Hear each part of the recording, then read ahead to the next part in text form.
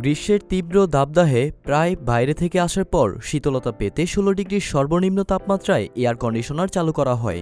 কিন্তু এটি করলে তাৎক্ষণিক শীতলতা পাওয়া যায়, তবে বিদ্যুৎ বিল বেশি আসে এবং ঘরে বসে থাকা মানুষের স্বাস্থ্যেরও ক্ষতি হয়। কত তাপমাত্রায় এসি চালালে ঘর দ্রুত ঠান্ডা করা যায় এবং সেই সাথে বিদ্যুৎ খরচও কম হয় জানেন কি? এসির বিল যদি নিয়ন্ত্রণে রাখতে হয় তাহলে অবশ্যই আপনাকে নজর রাখতে হবে এসি ব্যবহারের তাপমাত্রার দিকে। সেদিকে যদি আপনার স্পষ্ট নজর থাকে তাহলে এসির বিল থাকবে নিয়ন্ত্রণে। একটি নির্দিষ্ট তাপমাত্রায় থাকলে আপনার বিদ্যুতের খরচ অনেকটা কমবে। একাধিক সংস্থার বিশেষজ্ঞদের মতে ইনভার্টার এসির খরচ নন ইনভার্টার এসির খরচের তুলনায় অনেকটা কম। এর ফারাকে এসি চালানোর সামগ্রিক খরচ অনেকটাই হেরফের হয়। তবে তারা তাপমাত্রার বিষয়টিও বেঁধে দিয়েছেন। এসির গায়ে সাধারণত সাশ্রয়ী তাপমাত্রার উল্লেখ করা থাকে। কোনোটির ক্ষেত্রে সেটি ২৪ ডিগ্রি, আবার কোনোটির ক্ষেত্রে সেটি ২৫ ডিগ্রি সেলসিয়াস।